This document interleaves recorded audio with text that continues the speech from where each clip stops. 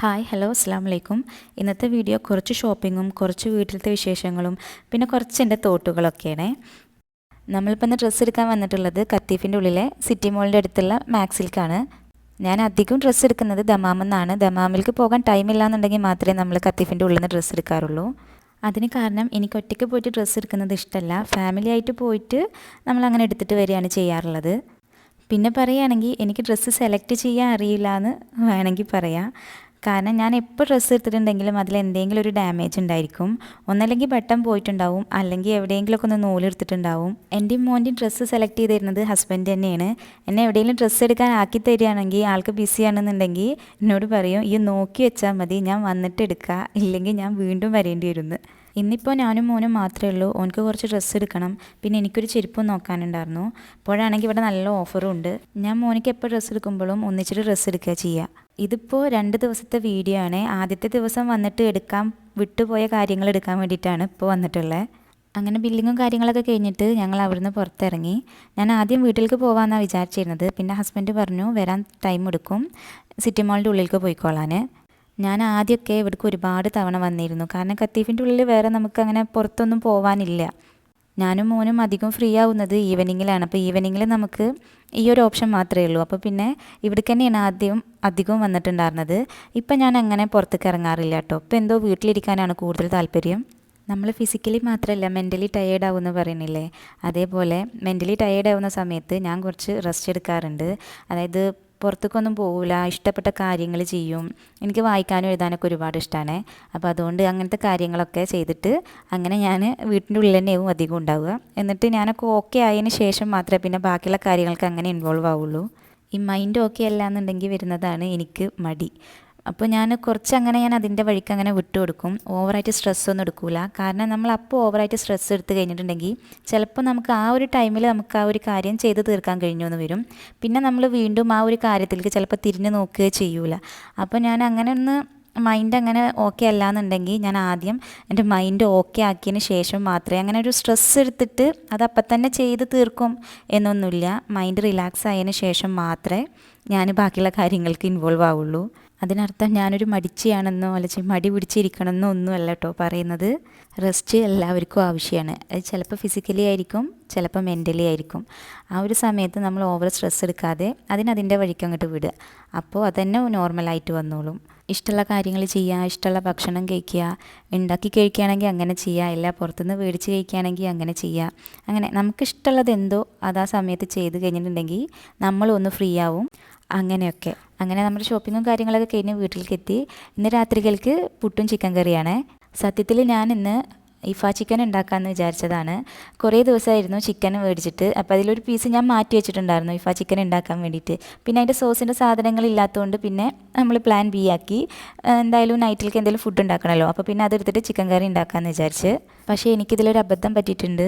ഞാൻ ഇത്രയും ക്വാണ്ടിറ്റി കുറവിൽ ഇവിടെ കറി ഉണ്ടാക്കിയിട്ടില്ല. അതുകൊണ്ട് തന്നെ ഞാൻ നോർമലായിട്ട് എങ്ങനെ ഉണ്ടാക്കുന്നുള്ള ഓർമ്മയിൽ മസാലകൾ കൂടുതലായിട്ട് എടുത്തിട്ടുണ്ടായിരുന്നു. അതുകൊണ്ട് ചെറിയൊരു കട്ടിപ്പും ഉണ്ടായിരുന്നു കേട്ടോ. ഇങ്ങനെ പൊടി കൂടുക അല്ലെങ്കിൽ ആ ഒരു മസാലയുടെ ഒരു കുത്ത് വരിക എന്നൊക്കെ തോന്നിയിട്ടുണ്ടെങ്കിൽ ഒരു സ്പൂൺ തൈര് ഇട്ടാൽ മതി, അതങ്ങോട്ട് ബാലൻസ് ആയിക്കോളും. ഇനി ഞാൻ പറയാൻ പോകുന്ന കാര്യം നിങ്ങൾക്ക് ആർക്കെങ്കിലും റിലേറ്റ് ആവുന്നുണ്ടെങ്കിൽ ജസ്റ്റ് ഒന്ന് പറയണേ. എന്താണെന്ന് വെച്ചാൽ എനിക്കില്ലേ ഈ വിശേഷപ്പെട്ട ദിവസങ്ങൾ, അതേപോലെ വീക്കെൻഡുകൾ, ഇതിനെക്കാട്ടിലൊക്കെ ഇഷ്ടമാണ് ഈ ദിവസങ്ങളിലേക്ക് തലേന്നകളെ. കല്യാണത്തലേന്ന്, പെരുന്നാൾ തലേന്ന്, ഇതെനിക്കൊക്കെ ഭയങ്കര ഇഷ്ടമുള്ളൊരു ഇതാണ് കേട്ടോ. ആ ദിവസത്തിനേക്കാൾ കൂടുതൽ ഇഷ്ടം ഇതേപോലത്തെ തലേന്നകൾക്കാണ്. ഇപ്പോൾ ഇവിടുത്തെ വീക്കെൻഡ് ആണെങ്കിലും ശരി, ഹസ്ബൻഡിന് വെള്ളിയാഴ്ച മാത്രമേ ഒഴിവുള്ളൂ. അപ്പോൾ എനിക്ക് വെള്ളിയാഴ്ച പോകുന്നതിനേക്കാൾ ഇഷ്ടമാണ് വ്യാഴാഴ്ച വൈകുന്നേരമൊക്കെ പുറത്ത് പോകുന്നത്.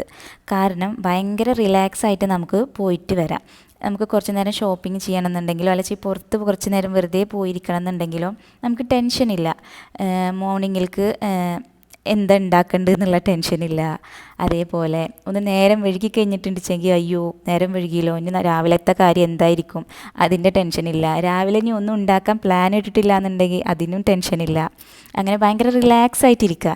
അതുകൊണ്ട് തന്നെ എനിക്ക് വ്യാഴാഴ്ച വൈകുന്നേരം പുറത്തിറങ്ങുന്നതാണ് കൂടുതലിഷ്ടം. വെള്ളിയാഴ്ചയൊക്കെ എനിക്ക് അങ്ങനെ പുറത്ത് ഉച്ചയ്ക്ക് വരെയൊക്കെ പോവും. പക്ഷേ അതിന് ശേഷം അങ്ങനെ പുറത്തിറങ്ങുമ്പോൾ എന്തോ ഒരു ബുദ്ധിമുട്ട് പോലെ തോന്നും. ഒരു ഹറിബറി ഫീലാണ്. വേഗം പോയിട്ട് വേഗം വരണം, സാധനങ്ങളൊക്കെ വേഗം എടുക്കണം, നോക്കിയെടുക്കാനൊന്നും ടൈം ഉണ്ടാവില്ല. അങ്ങനെയൊക്കെ അതേപോലെ തന്നെ പെരുന്നാൾ ദിവസങ്ങളിലൊക്കെ എന്ന് വെച്ചാൽ അതിൻ്റെ തലേന്നുകൾക്ക് അതിൻ്റെ ഒരുക്കി വെക്കൽ, എല്ലാവരും പാടുള്ള കൂടൽ, ഇതൊക്കെ ഭയങ്കര ഒരു ഫീൽ തരുന്നൊരു കാര്യമാണ്. എല്ലാവരും ഇരുന്ന് പെരുന്നാൾച്ചോറ് കഴിക്കുന്നതിനേക്കാൾ രസമാണ് അതിൻ്റെ തലേ ദിവസങ്ങളിൽ എല്ലാവരും പാടെ ഒപ്പം ഇരുന്നിട്ട് ഉള്ളി തൊലിക്കുക, വെളുത്തുള്ളി തൊലിക്കുക, ഇതൊക്കെ കുട്ടികളും ഉണ്ടാവും, എല്ലാവരും ഉണ്ടാവും. ഭയങ്കര എല്ലാവരും സംസാരിച്ചിട്ടും ഭയങ്കര ഒരു വൈബ് തരുന്നൊരു കാര്യമാണത്. പെരുന്നാൾച്ചോറ് കഴിക്കുന്നതിനേക്കാൾ ഇഷ്ടമാണ് എനിക്ക് അതേപോലെ ഇരുന്നിട്ട് എല്ലാവരും കൂടെ അങ്ങനെ ഒത്തുകൂടുന്ന ആ സമയം. അതേ രാത്രിക്കൊക്കെ ഭയങ്കര ഒരു സ്പെഷ്യലാണ്. ഇനിയിപ്പോൾ ഇവിടെയാണെങ്കിലും ശരി, പെരുന്നാളിന് ചോറ് കഴിക്കുമ്പോൾ നമുക്കിവിടെ നേരത്തെയാണല്ലോ, മോർണിംഗിൽ ഉണ്ടാവുമല്ലോ. അതുകൊണ്ട് തന്നെ ഞാൻ മോർണിംഗിൽ ബാക്കിയുള്ളതൊന്നും ഉണ്ടാക്കില്ല. ഞാൻ ഡയറക്റ്റായിട്ട് ബിരിയാണി അങ്ങനെ വെക്കുക ചെയ്യാറുള്ളത്. ബിരിയാണി പായസവും അങ്ങനെ ഉണ്ടാക്കി വെക്കും. അല്ലാതെ മോർണിംഗിലൊന്ന് എന്തെങ്കിലും ചെറിയൊരു സ്നാക്സ്, അതേപോലെ അത് കഴിഞ്ഞിട്ട് ബിരിയാണി അങ്ങനെയൊന്നും ഞാൻ ഇവിടെ ചെയ്യൂല. ഹസ്ബൻഡ് മോർണിംഗിൽ പെരുന്നാൾ നമസ്കാരം കഴിഞ്ഞ് വരുമ്പോഴത്തേനും നമ്മളിവിടെ ഫുഡും കാര്യങ്ങളൊക്കെ റെഡിയാക്കി വെച്ചിട്ടുണ്ടാവും. പിന്നെ നമ്മളങ്ങനെ ഒന്നിച്ചിരുന്ന് കഴിക്കുക ചെയ്യുക, എന്നിട്ട് അങ്ങനെ പുറത്തേക്ക് ഇറങ്ങും. ആ പെരുന്നാൾക്ക് ഇവിടെ ഞങ്ങൾ 3 പേരും ഉറങ്ങൂല. കാരണം രാത്രി മുഴുവനും പണി ഉണ്ടാവും. നമ്മൾ 3 പേരും ചേർന്നിട്ടാട്ടോ എല്ലാ കാര്യങ്ങളും ചെയ്യാറുള്ളത്. അതുകൊണ്ട് തന്നെ അതൊരു പ്രത്യേക തരം ഒരു സന്തോഷം തരുന്നൊരു കാര്യമാണ്. ഇനിയിപ്പോൾ അവരാരും ഒന്നും ചെയ്തിട്ടില്ലെങ്കിൽ കൂടി നമ്മളിങ്ങനെ അടുത്തിരിക്കുമ്പോൾ ഇങ്ങനെ ഇരുന്ന് സംസാരിക്കുമ്പോഴൊക്കെ അത് നമുക്ക് കിച്ചണിൽ നിൽക്കുന്ന സമയത്ത് ഭയങ്കര ഒരു സന്തോഷം തരുന്നൊരു കാര്യമാണ്. ഹസ്ബൻഡും മോനും ഒപ്പം ഉണ്ടാവുന്നതും അവർ കൂടെ ഇരുന്ന് സംസാരിക്കുന്നതും അതിൻ്റെ കൂടുതൽ നമ്മളിരുന്ന് പണിയെടുക്കുന്നതൊക്കെ. എൻ്റെയൊക്കെ ചെറുപ്പത്ത് എൻ്റെ വല്യപ്പൊക്കെ ഉണ്ടാവുന്ന സമയത്ത് ആൾ കുറച്ച് കർക്കശക്കാരനാണ്. ആൾക്ക് ബിരിയാണിയൊന്നും പെരുന്നാൾ ദിവസം പറ്റൂല. രണ്ടാമത്തെ പെരുന്നാൾക്കോ മൂന്നാമത്തെ പെരുന്നാൾക്കോ ഒക്കെ ഓക്കെയാണ്. പക്ഷേ ആദ്യത്തെ പെരുന്നാൾക്ക് ആൾക്ക് തേങ്ങാച്ചോറും ചിക്കൻ കറിയും വേണം. ഇല്ല എന്നുണ്ടെങ്കിൽ പെരുന്നാൾ ചോറിനെ തിന്നൂല. വയസ്സാവുന്ന സമയത്ത് നമുക്കങ്ങനെ ഒരു കുട്ടികളെ സ്വഭാവമാവും എന്ന് പറഞ്ഞു കേട്ടിട്ടില്ലേ, അതേപോലെ ആയിരുന്നു വല്യപ്പ.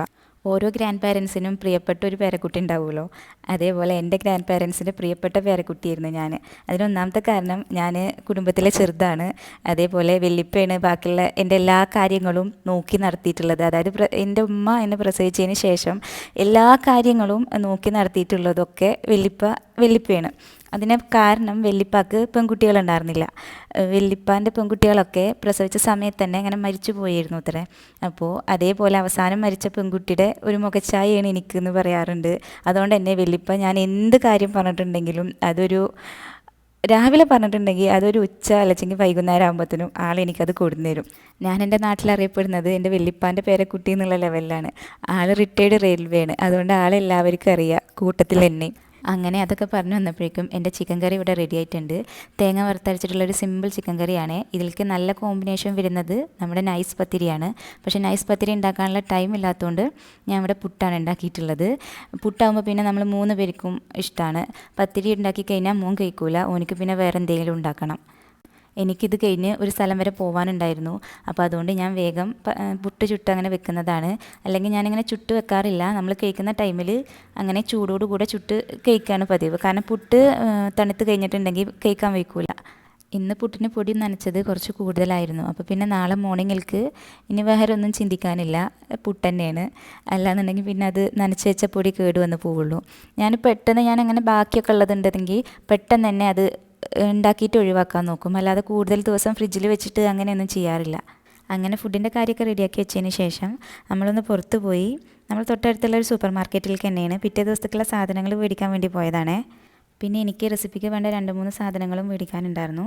നമ്മൾ അടുത്തുള്ള ബക്കാലകളിലൊന്നും ഈ ചീസ് ഐറ്റംസ് ഒന്നും കൂടുതലുണ്ടാവില്ല.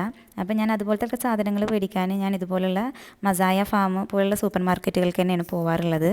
അതെല്ലാം മന്ത്ലി ഷോപ്പിംഗ് ഒക്കെ ആണെങ്കിൽ മാത്രമേ ലുലുവിലേക്ക് പോവാറുള്ളൂ. നമുക്ക് ഇവിടുന്ന് കുറച്ച് ദൂരം ഉണ്ട് കേട്ടോ ലുലുവിലേക്ക്. നമുക്ക് അടുത്തുള്ള ലുലു എന്ന് പറയുന്നത് സിഹാത്താണ്. അത് കഴിഞ്ഞാൽ ദമാം. അല്ല നമുക്ക് വേണ്ടത് ചെറിയ ചെറിയ സാധനങ്ങളൊക്കെ ആണെന്നുണ്ടെങ്കിൽ നമ്മൾ ഇതേപോലെ ചെറിയ ചെറിയ സൂപ്പർ മാർക്കറ്റുകൾക്ക് തന്നെയാണ് പോവാറുള്ളത്. അതല്ലാന്നുണ്ടെങ്കിൽ നമ്മൾ കത്തീഫ് നാഷണലിലേക്ക് പോവും. അവിടെ പിന്നെ നമുക്ക് വേണ്ട എല്ലാ സാധനങ്ങളും ഉണ്ട്. അപ്പോൾ ഇന്നത്തെ വീഡിയോ അത്രയൊക്കെ തന്നെ ഉള്ളൂ. നിങ്ങൾക്ക് എൻ്റെ വീഡിയോസ് ഇഷ്ടമാവുന്നുണ്ടെങ്കിൽ ഒന്ന് സബ്സ്ക്രൈബ് ചെയ്യണേ.